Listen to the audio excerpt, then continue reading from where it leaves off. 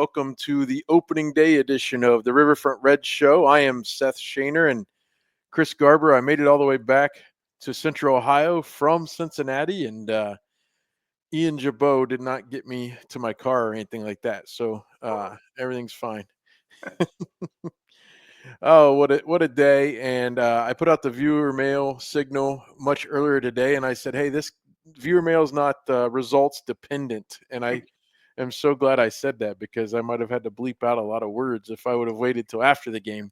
But we'll get to viewer mail here in a little bit. I guess your thoughts overall on opening day and in the fact that we Cincinnati Reds fans we feel pretty special about opening day. Yeah, man. It's a holiday, and it's always every year, no matter how bad the Reds, we think they're going to be or how good we think they're going to be. It's still an exciting day, and it started out great today. We had a perfect start to the day, perfect start to the game, but you were down there, right? So let's hear what it was like firsthand. Well, the weather was perfect, first off. So there was that. It was funny, even as the game was about to start, I pulled out my weather app and there was probably up around Blue Ash and then probably down just south of Covington. There were two bands of green coming through, and the future cast made it look like it was just going to miss the stadium completely. And, I don't always agree with or believe that, right? You're like, that thing's going to Sure. twist around somehow, but it didn't. I think my son maybe felt one drop, and that was it. And I mean, I've always laughed about opening day. I compare it to, amateur hour. If you're a really big baseball fan, opening day is probably not the game you want to go to just for to be around other baseball fans. Because it is very much a party atmosphere. And my son was even asking in like the seventh inning, Dad, why is all these people leaving? I said, well, they're not here for the game, son. But beyond that, no, beautiful day. My tradition's a little different, especially I had my 14-year-old with me. We go to Montgomery Inn every year. And then, we end up, today we walked from the boathouse. You can valet your car, $5, whatever. Oh, that's cool. Yeah, and we used to do that. They used to valet for free, and then we'd tip the guy at the end, right? But I mean, you valet for free years ago and just walk up, and so I continued that tradition. Got up to the stadium and kind of took the temperature of the boy to see what he wanted to do, and he kind of wanted to get inside. And he's 14, but he still likes to go hit those wiffle balls a little bit. So, but it's funny. I noticed the Reds employees doing the pitching today. If a kid that was obviously a little too old to be in there got up there, because there's a sign that says 12 and under, and there were many bigger kids than my kid. I'll just say that. But but when I saw the glint in that guy's eye, whenever he saw an older kid, he started going off speed and he would start cutting a little bit. And the little kids, some of them were hitting home runs, and the bigger kids couldn't get a hold of the ball right because it was just dancing on them. That stuff's all just perfect, right? And then you get up in your seats, and we had good seats. I was in 422. I really like that 400 level right behind home plate there. There's only 5 rows. We were in the 5th row, so nobody behind us, and we were in the middle of the aisle, so nobody coming in and out. Like it was actually pretty ideal. And so, and then obviously seeing the crowd and seeing the fans and seeing Chris Sabo throw out the first pitch, that was pretty cool. And then the roar for Tito was high. That was the biggest one probably. Matt McLean got a nice ovation, and then Ellie. Obviously, I told my son, I said, I bet Ellie feels really good about that because like 40-some thousand people just cheering for you, and you're 23 years old, right? I mean, that's got to feel good.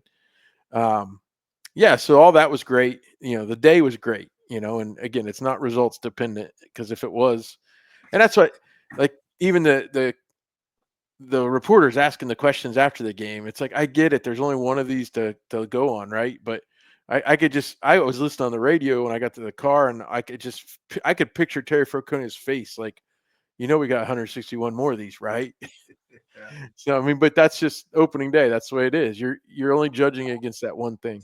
Well, he's been here. I mean, that's the thing too. He's been here. He knows what it is. He knows that it's,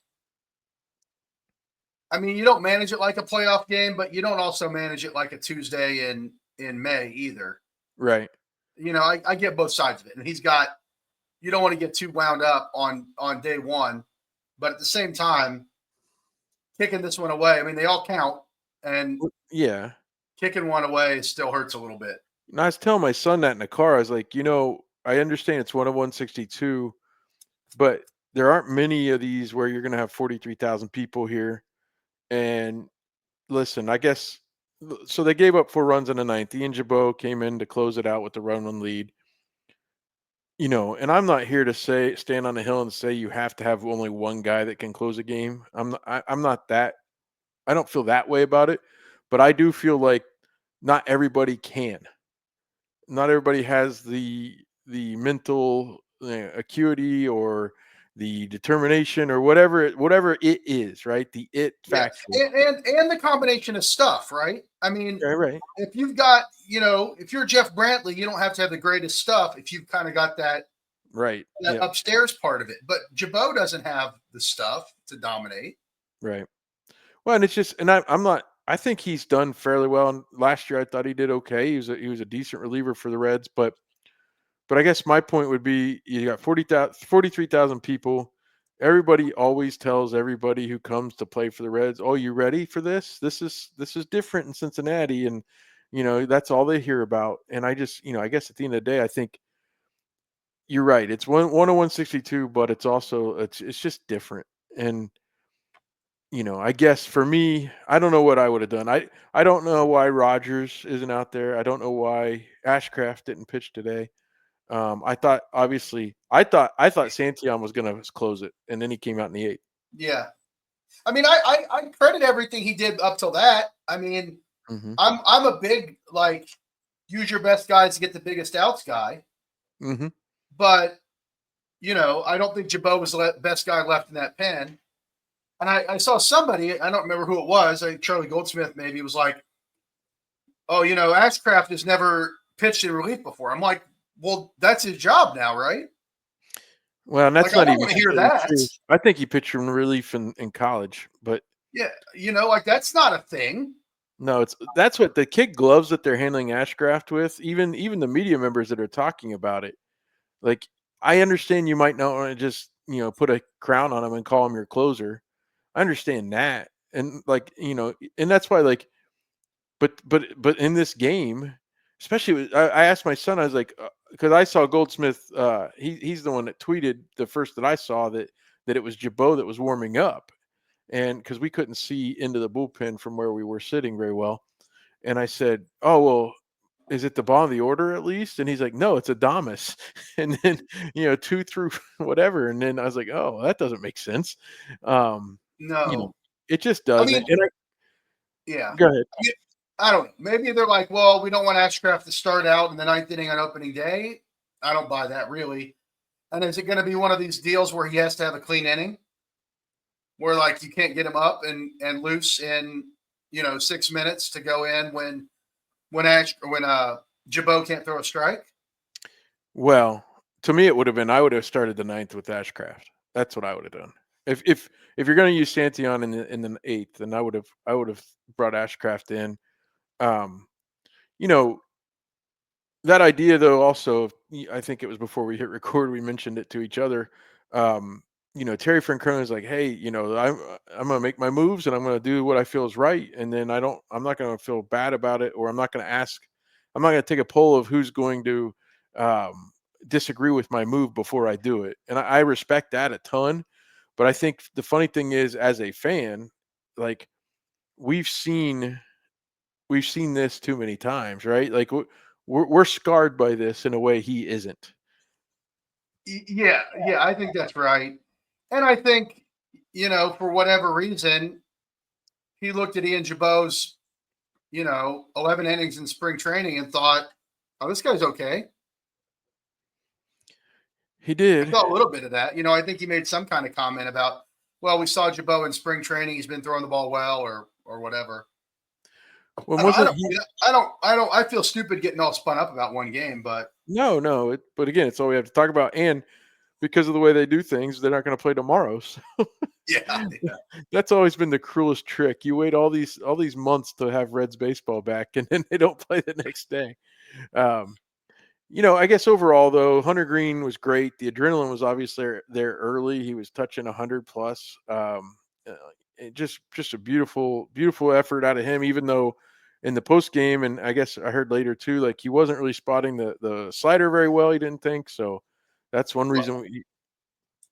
I'll tell you one thing from watching it on TV. It was really, I don't know if they changed the mics on how they handled him. It was really loud when he was pitching. When, I mean, he'd get a called strike or a swinging strike, and the place was just going crazy. At least Yeah, how it sounded on TV. we were hanging on basically every pitch there in the first couple innings, especially. I There was still it was almost like a din, like I'm saying, like not everybody's watching the game. I can't tell you in our little section there of the 5 rows, there had to be there had to be 5 or 6 kids that were 2 years and younger. Like every mom that could come and take advantage of the nursing suite down the right field line was there today. And but they were all great. Everything was great. I had 2 Rosy Reds in front of us. I love the And Rosy Reds. They're the oh my best. goodness. They were everything you would expect. Well, actually, one of them was dressed as a Rockford peach. So With the thing, yeah, when I was growing up, there were 3 ladies that there were teachers in my elementary school.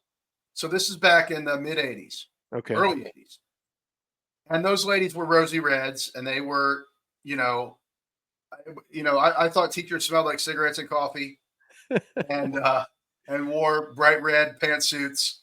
But it blows my mind that there are still like Rosy Reds that seem just like that. And they got to be 30 years younger. Well, do you know the funny thing? It's really funny you bring that up because I sat there and I interacted with them some. It was really nice to talk to them. But I sat there and I was thinking about it and I was like these women remind me of the exact kind of women you're talking about from 30, 40 years ago. And I thought I actually had that thought. Like I was like, do you think they grow into this? Like do they the people Right? just evolve? Because those women were like 20 years old Right. when these ladies were going to the games. Yeah, and then I had that thought in my mind, like, well, maybe generations are just different than. But you're right. Like the thing is, I remember when I was 12 to whatever years old, I remember seeing women like that, or even men that Yeah, yeah. older men. Like I just think we must evolve into that or I something. guess so. Yeah, I mean, those ladies were like high schoolers when the Big Red Machine was winning. Right. And No, they look like they were on the cast of WKRP at some point, and now they've somehow aged into putting on the stuff their grandmas used to wear. yeah, and I was trying to determine if one of them had a wig, and it was, but no, they were just great to talk to. The father son to our left were great. The guy beside me was a little interesting. It was probably one of my best experiences. I used to cringe when I go with my grandfather, and you'd hear all these liquored up people and all around us, and I'm like just going like this, bowing Yeah, my head, like I hope Grandpa doesn't hear that, which is funny because it was probably the other way around 30 years ago. Like, yeah, oh, right. I hope young Seth doesn't hear those words, or whatever. But no, today was great. It's funny you talked about those little babies because we had the one and only year that I split a season ticket package for the Reds. It was the first year I moved back here, Mm, 2008, and we got tickets right in that same area you're talking about, just a couple sections to the right of where you were.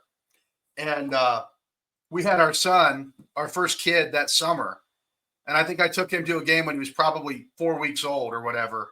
yeah, And I was like, I don't know what the heck we were thinking when we bought those tickets because sitting in the sun on a Sunday afternoon in July with a baby strapped to your chest is oh my not the thing goodness. you want to be doing. No, no, it's not. And the funny thing is the one couple had 2 kids. One was probably 18 months and the other one was not more than 2 or 3 months old.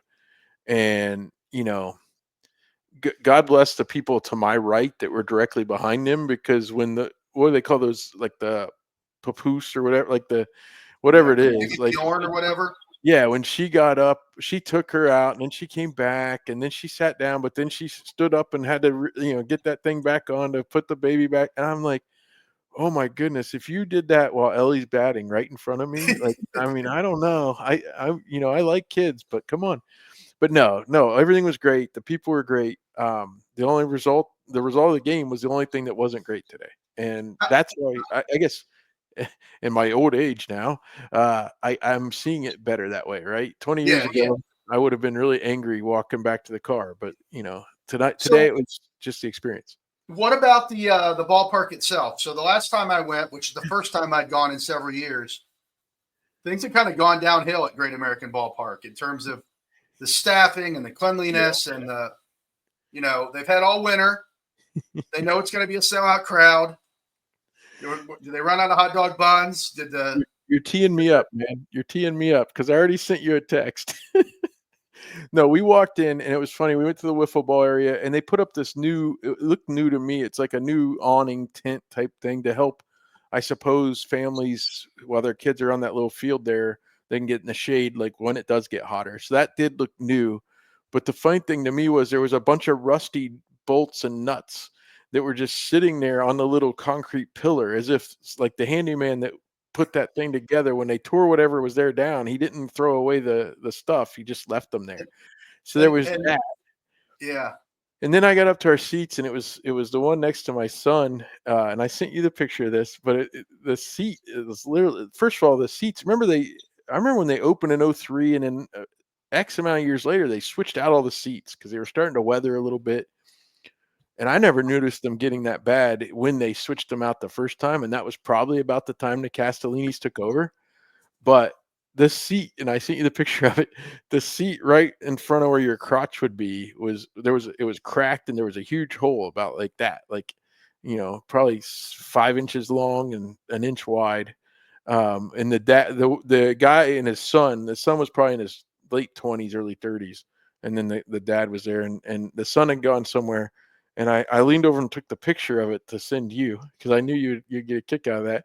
And the dad looked down and he goes, "Oh my."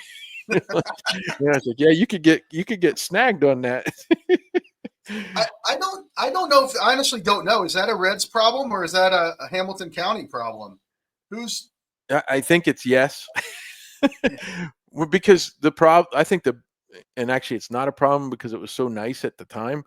The vast difference when the Castellinis took over between them and say the Brown family with the Bengals stadium was that the Castellinis would just kind of like, like if you move into an apartment and you look around and you say, well, I could spruce this up a little bit on my own dime. That's kind of what the Castellinis did. And, obviously there's clauses that say you owe us this much money for upkeep and things like that. But the things the Castellinis did, from '06 to about 15, when they had the All-Star game, they did a lot of things that were above and beyond. Um, and so, but I would say a seat. I'm guessing a seat would be more of the county, uh, yeah. but and whatever they're supposed to take care of. But even like, because in that 400 level, there's 5 rows, and we're in row E, and so there's just concrete behind us, and Mhm. behind that, like the seam of where they've put this industrial kind of rubberized paint down so people don't slip and fall, right? Especially that's a handicapped area there right behind you. Well, where that seam from that paint turns just to concrete, there's like a bunch of moss and other things. It's like, wait a minute, this place is showing its age a little more, and I think it's just because they're not putting the money into it yearly that they were. You know, when we were researching the book and I read a lot about the Big Red Machine era, but specifically, Bob Halsam and Dick Wagner, how they saw the Reds as a family entertainment product Hmm. and how obsessed they were, almost like Disney World, like everything's going to be right, everything's going to work, everything's going to be spotless. It may not all be deluxe, but it's going to be like clean and operational and efficient. Mm, And those guys would walk the park. Dick Wagner yeah. would walk the stadium every night. And I guarantee you, if that guy saw a pile of rusty bolts on the concourse, he'd pick them up. Oh, Somebody yeah. on that staff would know, I'm going to pick this stuff up and maybe I'll put it somewhere in case they need it, but I'm not going to leave it laying out here for the customers to see. There was 4 and 5-year-olds right there. I mean, that was uncalled for as far as leaving that there. I worry a little bit because I think as much as what you say is true, especially in the early going of the Big Red Machine, and obviously that coincides with Riverfront Stadium opening and its first decade. By the time Riverfront was done. They just didn't take care of it at all. Yeah. And that's one thing if you think about it. So 1970, it was around 1997 that they were really talking about what they're going to do and how they need to get a new stadium. You think about that, that's, not that long. And from 2003 until about 2022, 2023 maybe, I never walked into that place and thought it looked like it was aging. Yeah.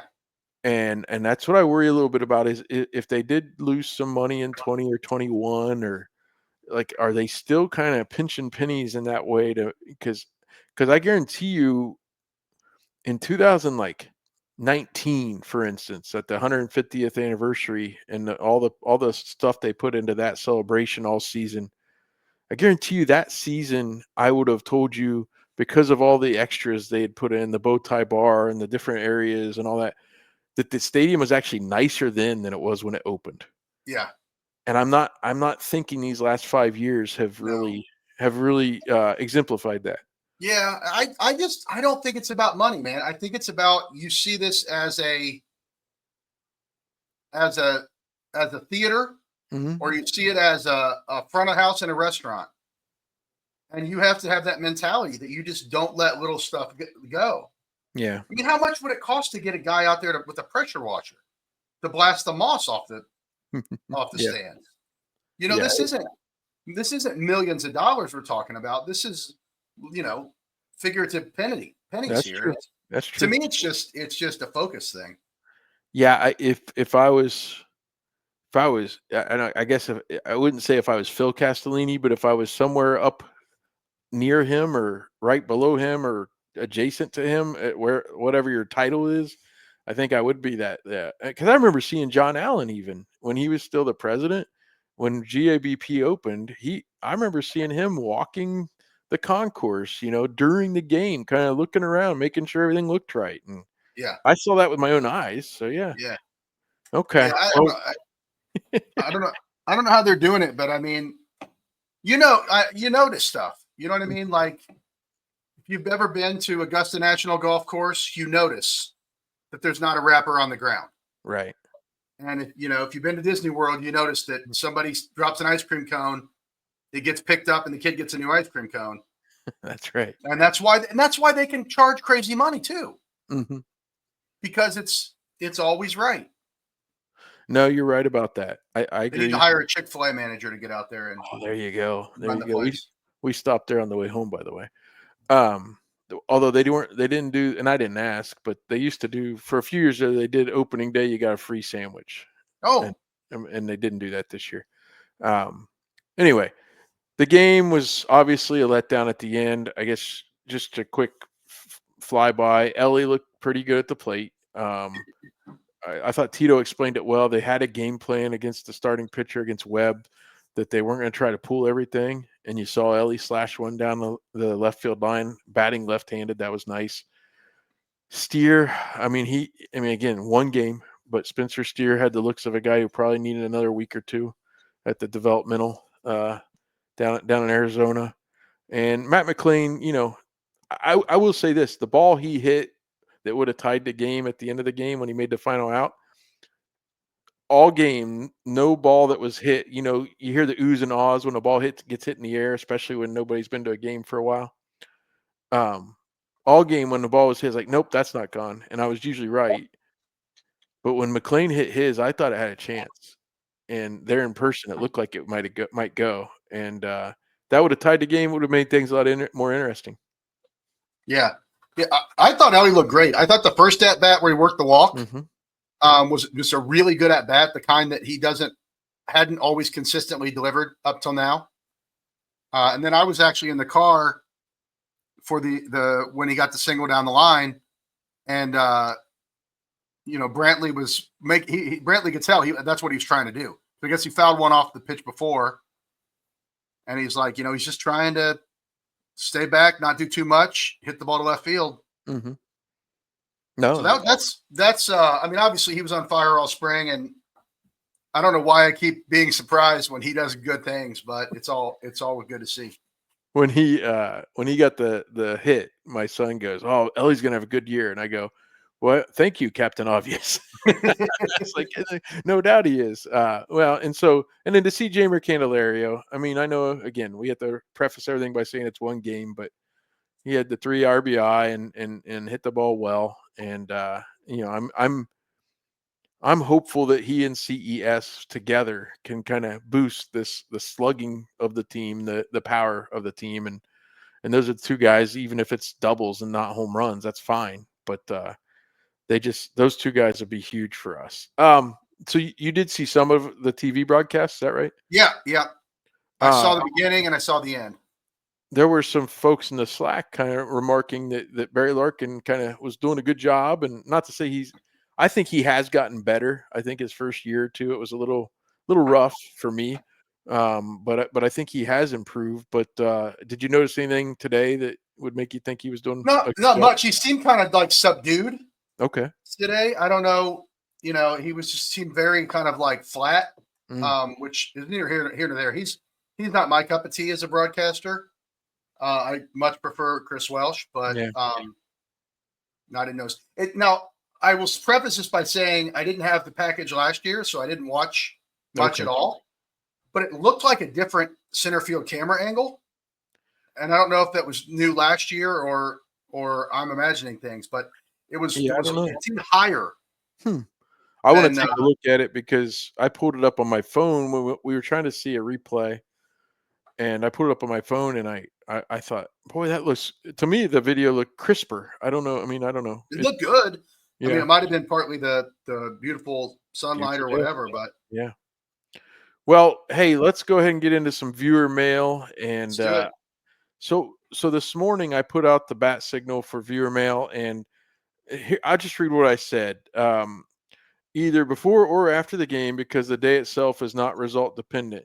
I was really glad I put that in there because, like I said, I didn't want to have to just dwell on the decision to use Jabot all night. I got some good responses, and they're not really questions; they're just more responses. If you want to jump in and talk about any of it, that's fine. But Sid Price said opening day is a very special day for the city. One day where, regardless of who you are, we are all rooting for the Reds and having a good time. Now Rex Scott's from in the neck of the woods. You spent some time, I believe. Rex is from Athens, and he grew up there, but he lives in Arizona. So this was a bit of a curveball when I read this. My wife and I are traveling. We were visiting Charleston and Savannah for the first time, so we'll be away from our Tucson home when our beloved Arizona Wildcats take on Duke. I grew up in Reds country in Athens, but have been an Arizonan for most of my adult life. Today, MLB opening day will make me think of my boyhood home, and the Sweet 16 will cause both my wife and I to feel connected to our current home. Sports has those powers, but it is what it can do to make us feel connected with other people that is its greatest power. And that's pretty cool because I know we'll get to Joey Gaditza here in a little bit. He's from Canada, and he sent actually a video or a picture this morning on the Slack of snow where he lives. So he was kind of wishing for the 60 degrees. But isn't that neat? Like, we can share just because we like a team, across all this vast country and even the world. Sometimes you can share something with somebody. Yeah, it's pretty great. And the as we're taping this, the Arizona Duke game is tipped off a few minutes ago.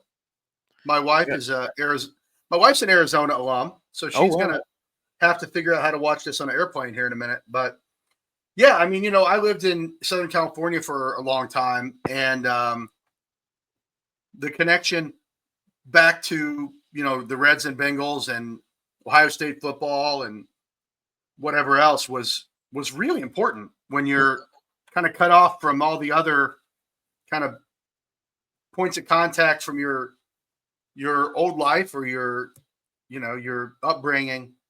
It's pretty great to be able to meet somebody out on the street or you go to a sports bar to watch a game and you can kind of settle in with people and all you're doing is rooting for the same clothes, but Yeah. it still works, man. It still really does bring you together and to go back to what Sid said, like opening day, the haters are kind of taking the day off usually. You know what I mean? until Jabot comes in the ninth. Well, the Jabot haters will be there tomorrow. There was Did some anybody boo? there was booing after he gave up the home run. Well, actually, even after he gave up the one run to tie it.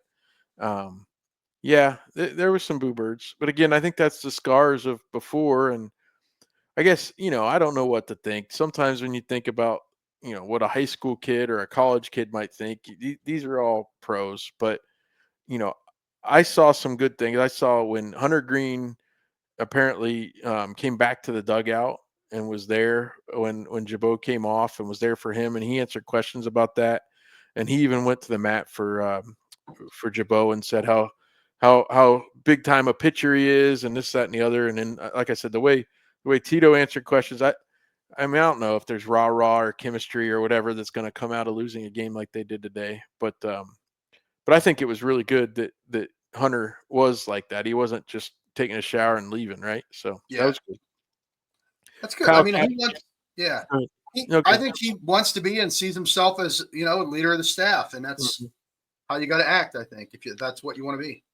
Yeah, and I think Frankie Montas didn't do much for the Reds last year overall. He was okay, but I think he taught Hunter some things about listen, Hunter was not around the Sonny Grays and those guys quite enough, and I think that's a real shame that like Luis Castilla and some of those guys got traded before Hunter was a full fledged member of the staff, and so I think it's really big that he got that from Montas, but I think it's also equally big that he's kind of become a leader and he wants it, so that's a good thing.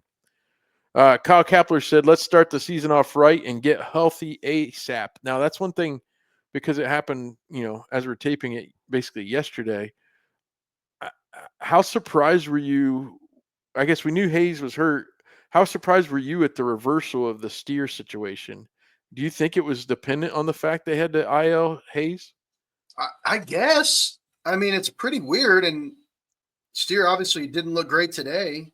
Hmm. Um, yeah, it's just, it's a whole weird set of moves, right? Like I, me, I'm not on the Stu Fairchild bandwagon, but That's great. like they could have kept him for a week and a half more. Hmm. He's healthy. I mean, if he's gonna, I don't know. That was a weird one to me. But Yeah, there was that's an assumption that you're going to have Hayes and that Stu and Fraley would kind of be in the right field platoon. And then not only do you not have Hayes now, but you decide to DFA Stu, and that was just kind of crazy. And so then the question becomes when Hayes comes back, if Steer looks like he did today for the next week and a half, does that mean you just IL Steer to bring Hayes back? Like I don't know. it's It's it's kind of Hertabisi time, I crazy. guess. Yeah, and then obviously you want to get Stevenson back. You need to get him back, and you need Steer to be healthy, and obviously you'd like to have Hayes out there. Um, I think that's big. I think obviously it doesn't seem as bad as last year with the way so many guys were hurt last year and so many guys missed so much time. But even at the beginning of the season, I think what was it, 4 or 5 potential starters in the eight position players, or maybe 9, including the DH, were on the IL to start the season last year. So it Yeah, seems a little better, but it's still not ideal. no, I mean, we as Reds fans get so bent out of shape about it, and we talk about having the worst training staff and the worst medical staff, and what the heck's going on with guys, with a minor injury that turns into a day-to-day injury that turns into a couple week injury that turns into they miss the season. Hmm. So, and I don't know if other teams have that same deal. I think they probably do, but you sure would like to get some good injury luck at some point, Yeah. wouldn't you? Although I did see the Dodgers have 11 players on the IL right now, but some of that doesn't matter because they can It just doesn't sign. matter. They've got Yeah, 40 guys on the roster that are that's all true. starters. All right, the aforementioned Jerry Goditza says it's hard to put into words how much an addiction to Reds baseball is to me. Sometimes I don't understand why either. You and me both, Joey. Being part of this community is special in a sense that y'all welcome me with open arms and share this addiction. Opening day is just so neat because everyone has a shot and no one is out of it yet. Well, maybe the White Sox. Whatever the 2025 version of this team looks like, let's go. And as Kyle just said, get and stay healthy as soon as possible. Never know what could be in store then. Yeah, I mean, that'd be great, to see these guys healthy. I will say, Trevino behind the plate was fun to watch on defense. Um, he reminded me a little bit of some of the better youth catchers you might see, or high school type catchers where, I mean, he was like with Hunter, and I'm on YouTube doing this, but with Hunter, he was like stabbing that. He was like, I want it right here, like, come on. Like he was really giving him a target and like kind of being forceful, even with Hunter, even though, as we mentioned, Hunter's probably more of a leader on the pitching staff. He's not like some rookie, but that was kind of cool. Like his reputation preceded him, and I kind of thought I saw it on defense a little bit. They really like that guy. I mean, teammate Yes, wise, yeah. don't they? Yeah, well, and it is unique to Arizona because you get a nice day and you hold a press conference outdoors where they I don't know. They made a big deal because they said all the players came to the press conference, but as I looked at where the press conference was, I was like, "Well, yeah, but that's where you guys were shooting, hoops 20 minutes earlier, Yeah, yeah, This is where all the guys hang out yeah. They're anyway." sitting on like lawn furniture, like in a hangout area. It wasn't like they had to traipse upstairs to a conference room. Right, but still, nonetheless. Brandon Kamick said, "I want to take a moment today," and this is a serious one, Chris. He says, "I want to take a moment today to ask for good vibes for the family of Zach Blessing. He's a coworker and a great guy. The last time I saw Zach, he was rocking view level seats with our work group at GABP, but he unexpectedly passed soon after that outing, leaving behind a wife and their unborn daughter. I'm dedicating opening day and this Red season to Zach and to his family." So Brandon, definitely good vibes toward the Blessing family, and even you, because obviously he touched your life as well. Um, but again, that's part of being that feels pretty unique to me. I mean, I'm sure football fans feel sometimes in a similar way, but baseball feels like that's kind of like a passing down of who you are and that kind of thing. You know, we didn't talk about this. The Pete Rose tribute, like they kind of did, the players that have passed away since last season. Joey J had a nice little. They actually had video of him throwing pitches like in the bullpen at Crosley. It was really cool to see the hills behind him there from the field. And but then when they got to the Pete part, not to go in too deep into Pete again, but it was a touching tribute that the Reds had for him. And that part of the opening day, and then the Star Spangled Banner, even when my grandpa came with me all the time, that was kind of like the time when I might get a little bit of dust in my eye or something, because I think about all the years my grandpa and I went together. And I guess I didn't mention it tonight. He wasn't able to come today because he just wasn't up to it physically. So uh, that I allowed myself a little bit to kind of get a Yeah.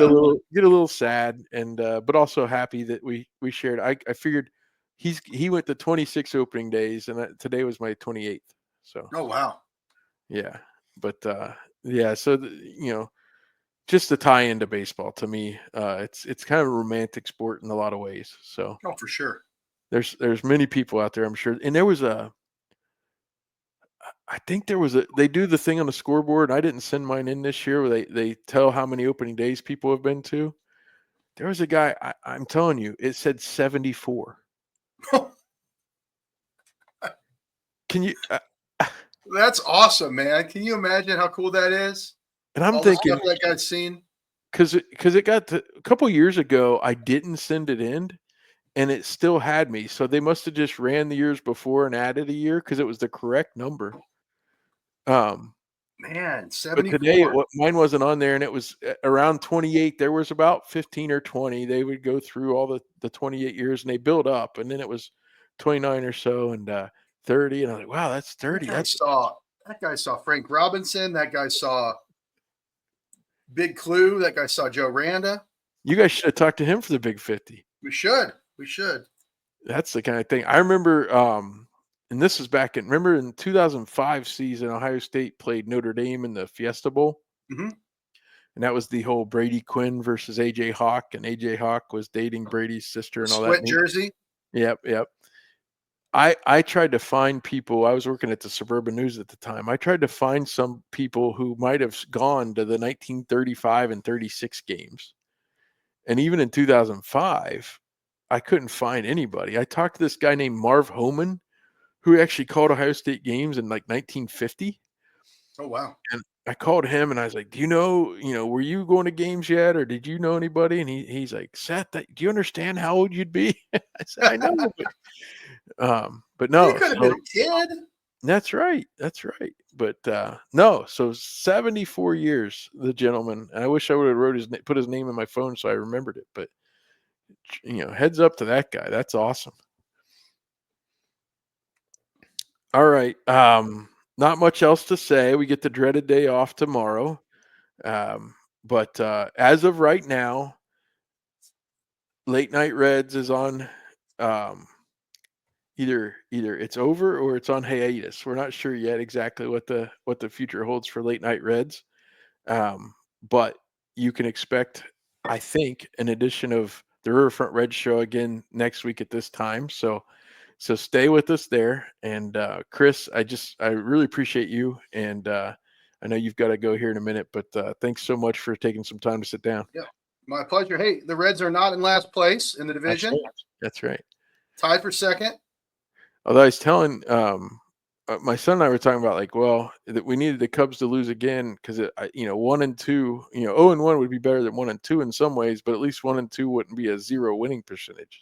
Yeah. So I don't know, but yes, we need to get out of the you know this mediocre middle of the division. This is just awful. We got to see better. But hey, for Chad Dotson and Chris Garber's reintroduce the Big 50, for Willie Mo Pena, and for Chad's favorite player of all time, Wayne Krinchicki. I am Seth Shaner with Chris Garber saying so long, everybody, and have a great 2025 season.